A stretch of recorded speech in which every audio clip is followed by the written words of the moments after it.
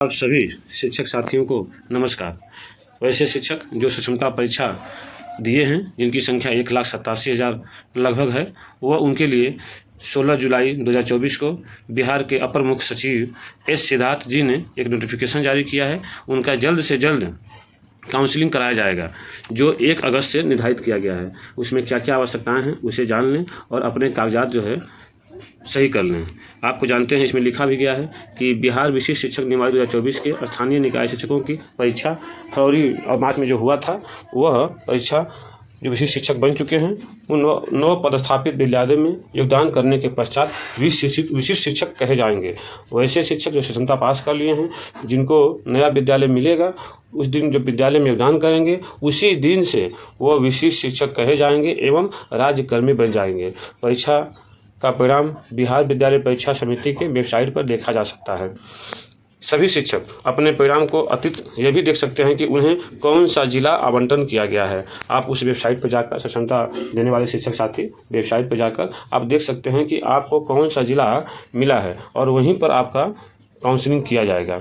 और जिस तरह से यहाँ पे देखिए दूसरा कॉलम में दिया भी गया है कि यह दूसरा पॉइंट देखा जाए, कह रहा है कि सभी शिक्षक या पुस्तकालय अध्यक्ष का वेरिफिकेशन नियुक्ति हेतु आवंटित जिला के DRCC में की जाएगी, जिनका टाइम और तिथि दोनों निर्धारित किया जा चुका है। आप ध्यान देंगे, जिस प्रकार BPSC के बहाली में Tier 1 या Tier 2 के DRCC पर वेरिफिकेशन किया जा रहा था, ठीक उसी प्रकार सेम आप भी DRCC पर जाएंगे, जहां आपका जिला मिला हुआ है, वहीं पर आपका वेरिफिकेशन भी होगा। समय का भी निर्धारित किया जा चुका है। यहाँ पे देखा जाए, यहाँ दिया गया है कि वेरिफिकेशन पूर्वाह्न 9 बजे से प्रारंभ की जाएगी तथा 5 टाइम यानी 5 को समय आप निर्धारित किया गया है, उन्हीं 5 टाइम पर आपका जो है किया जाएगा।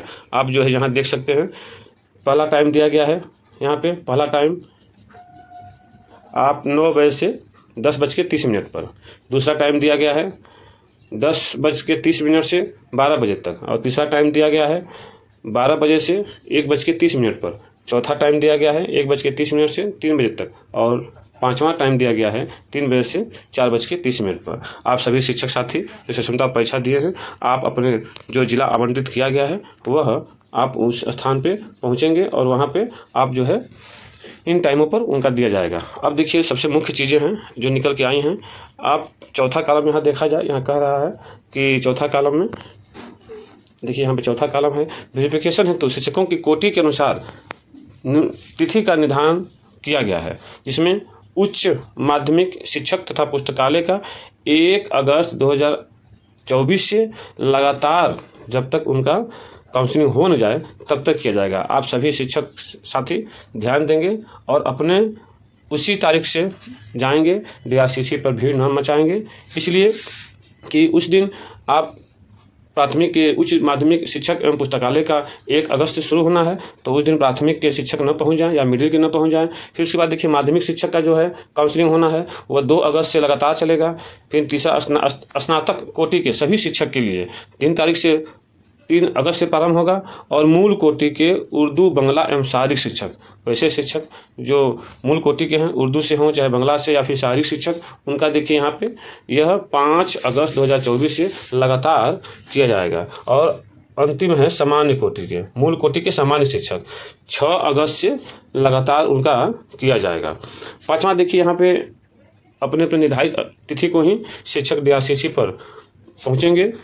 किस अभ्यर्थी को किस अलॉट तिथि को वेरिफिकेशन हेतु उपस्थित होना है, उसका निर्धारण मुख्यालय स्तर से किया जाएगा तथा यह विभागीय वेबसाइट पर उपलब्ध होगा। साथ ही इसकी सूचना अभ्यर्थी को दी जाएगी।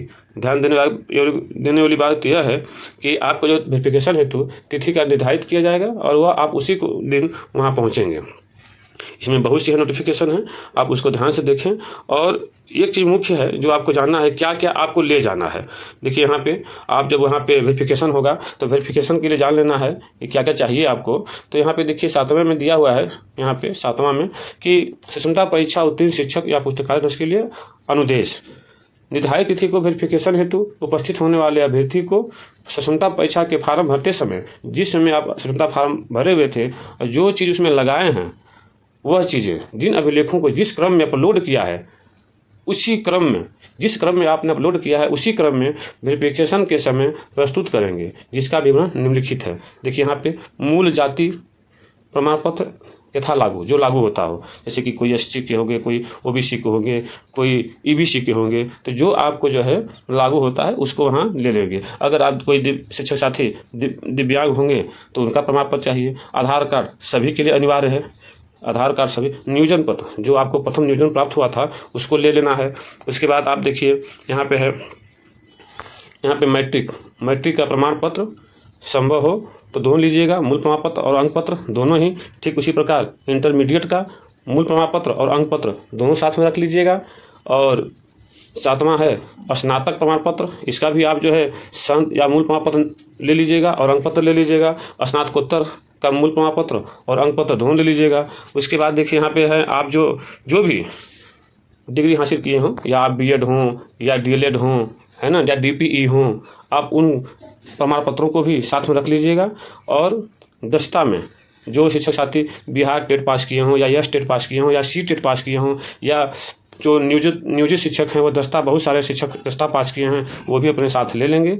अभ्यर्थी अपने साथ पैन कार्ड के साथ उपरोक्त सभी डॉक्यूमेंट 100 अभिप्रमाणित छायाप्रति अवश्य ले लेंगे। ध्यान देंगे सभी शिक्षक साथी अपना पैन कार्ड भी साथ में रखेंगे और सभी का जीरोक्स करा लीजिएगा, यानी छायाप्रति करा लीजिएगा। और संभव हो तो 2 प्रति में कराकर उसे 100 अभिप्रमाणित करके और 2 फाइल बना लीजिएगा और उस फाइल को अपने साथ रखिएगा। यही नहीं, आप ओरिजिनल भी साथ रखिएगा, वो अलग से फाइल बनाइएगा। 2 फाइल में जीरोक्स कॉपी होनी चाहिए जो आपके साथ हों, जो 100 अभिप्रमाणित हों, दोनों फाइल अलग अलग, और ओरिजिनल भी साथ में रखिएगा जो मिलान किया जाएगा। यहाँ पे देखिए दिया हुआ है, उपरोक्त प्रमाण पत्रों के अतिरिक्त अभ्यर्थी को निम्नलिखित अभिलेख भी लाना है। आपके साथ इतना सर्टिफिकेट के अलावे भी इन चीज़ों को भी आप अपने साथ ले लीजिएगा। कह रहे हैं, देखिए यहाँ पे ध्यान दिया जाए, बिहार विद्यालय परीक्षा समिति द्वारा जारी सक्षमता परीक्षा का मूल प्रवेश पत्र आपको लाना है। अब देखिए यहाँ आपके साथ दुविधा होगी, क्योंकि परीक्षा सक्षमता परीक्षा देने के बाद उसका प्रवेश पत्र जिला में जमा कर दिया गया, तो अब आपके साथ पास होगा नहीं। अब यहाँ आप सभी शिक्षक साथी को मूल प्रमाण पत्र लेने के लिए फिर जिला स्तर पे भाग दौड़ करना होगा, उसको लाना होगा और फिर उसके बाद वहाँ जाना होगा। तो ध्यान दीजिएगा, इसको भी आप अपने स्तर से जानकारी ले लीजिएगा और उसको जो है जिला स्तर से जाकर उस मूल प्रवेश पत्र को जो आपने परीक्षा देने के बाद आपने जमा किया है उसको लाना है। इसको जरूर ध्यान रखे रहिएगा। यहाँ पे जैसा कि नोटिफिकेशन में बिहार एसीएस सिद्धार्थ जी ने जारी किया है, उसमें स्पष्ट लिखा गया है कि बिहार विद्यालय परीक्षा समिति द्वारा जारी सक्षमता परीक्षा का मूल प्रवेश पत्र आपको साथ में रखना लाना है। तो अब मूल प्रवेश पत्र कहाँ से हम ला पाएंगे, जबकि जिला में जमा हो चुका है, तो आपको जिला में जाकर लाना होगा। उसके बाद यहाँ पे देखिए दूसरा में है पासपोर्ट साइज का 3 फोटोग्राफ, जैसा कि समिति द्वारा आयोजित सक्षमता परीक्षा में शामिल होने हेतु समिति में जमा किया गया था। जो आपने परीक्षा प्रवेश पत्र जमा किए थे और उस पर प्रवेश पत्र पर लगाए थे फोटो, वो सेम फोटो 3 फोटोग्राफ आप अपने साथ रखिएगा। और साथ ही बैंक अकाउंट नंबर के साथ चेक भी, एक चेक और पासबुक की छायाप्रति रखना है। जब वहाँ पे जाइएगा तो उस चेक पर कैंसलेट चेक लिख दीजिएगा और पासबुक की छायाप्रति भी वहाँ पे जमा करना होगा। बैंक अकाउंट भी होना चाहिए जिस बैंक में आप जो है खाता रखे हुए हैं, है ना। उसके बाद देखिए यहाँ पे 8वां कॉलम में दिया गया है कि जिला शिक्षा पदाधिकारी हेतु निर्देश है कि इस स्तर पर आवश्यक विषयवार काउंटर का निर्माण एवं सक्षमता परीक्षा, ये सब चीज़ें हैं जो जिला स्तर के आदेश दिया गया है कि आप अपने शिक्षकों साथियों को कोई असुविधा ना हो और तरह तरह की जो सुविधाएं हैं उसमें पहुंचाने के लिए कहा गया है।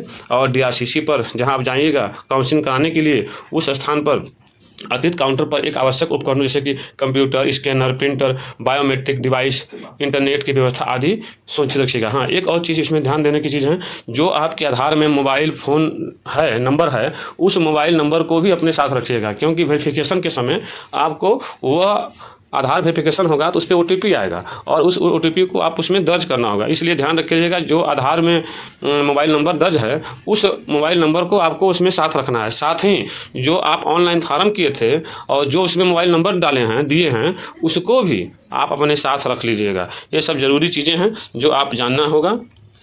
क्योंकि जब आप रजिस्टर्ड मोबाइल पर एसएमएस किया जाएगा तो इसमें एक चीज़ और है, अभ्यर्थी का रजिस्टर्ड मोबाइल पर प्राप्त एसएमएस, यहाँ देखिए एक चीज़ और है, वेरिफिकेशन स्तर पर शांति एवं विधि व्यवस्था बनाए रखने हेतु जिला पदाधिकारी के अनुरोध पर वहाँ पे पुलिस पदाधिकारी भी रहेंगे, सुरक्षा बल भी रहेगा, दंडाधिकारी भी रहेंगे, जो सुरक्षा की तमाम जिम्मेवारियों को निभाएंगे। अभ्यर्थी के रजिस्टर्ड मोबाइल पर प्राप्त एसएमएस एवं ई शिक्षा कोष मोबाइल ऐप के माध्यम से टाइम अलॉट की दी गई सूचना के आधार पर अभ्यर्थियों को प्रवेश देना है। अभ्यर्थियों का बायोमेट्रिक जांच करना है, आपका बायोमेट्रिक जो है आधार वेरिफिकेशन भी होगा कि आप जब परीक्षा दिए थे तो उसमें भी आपने आधार कार्ड डाला था, उसमें भी आपका वेरिफिकेशन हुआ था और उसी आधार के वेरिफिकेशन पे फ़ोटो पे मिलान किया जाएगा। इसमें और भी तमाम चीज़ें हैं जो आपको जो है जाँच के क्रम में पाई जाएंगी। जाँच के क्रम में 4 निम्नलिखित बातें उत्पन्न हो रही हैं। वेरिफिकेशन के दौरान प्रमाण पत्र का मिलान के पश्चात सही पाया गया। दूसरा है, वेरिफिकेशन के दौरान प्रमाण पत्र मिलान के पश्चात संदेहास्पद पाया गया। इसमें 4 कैटेगरी बांटी गई है। वेरिफिकेशन के दौरान प्रमाण पत्र मिलान के पश्चात प्रथम दृष्टया फर्जी पाया गया। और चौथा है, वेरिफिकेशन के दौरान कोई अभ्यर्थी अपना मूल प्रमाण पत्र प्रस्तुत रखने में असमर्थ है। ध्यान दीजिएगा, यही पर हम कहें आपसे कि आप अपना मूल प्रमाण पत्र यानी ओरिजिनल सर्टिफिकेट भी रख लीजिएगा, ये आवश्यक है। थोड़ा सा महिलाओं के लिए अपने साथ एक जो है विशेष चीज़ें ध्यान रखेंगी, उनको थोड़ा जाने में कठिनाइयाँ होंगी और अपने सर्टिफिकेट वगैरह को संभाल कर रखेंगी। और संभव हो तो आप जो है किसी की अपने परिवार के सदस्यों को सहायता भी प्राप्त कर सकते हैं। इस प्रकार से आप सभी के जो भी सुष्ठुता से पास किए हैं शिक्षक, उनका 1 अगस्त से राज्यकर्मी बनने का सपना पूरा होने वाला है। और आपको बहुत बहुत बधाई, जो आप जो है 1 अगस्त से काउंसलिंग किया जा रहा है। और देखिए कब तक आपको विद्यालय अलॉट कर दिया जाता है, या संभव होगा तो उसी दिन विद्यालय अलॉट कर दिया जाएगा। तो अभी तक तो यही जानकारी मिली है। और बिहार शिक्षक, आप सभी शिक्षक साथियों को मेरा नमस्कार और आपके उज्जवल भविष्य की कामना करते हैं। धन्यवाद।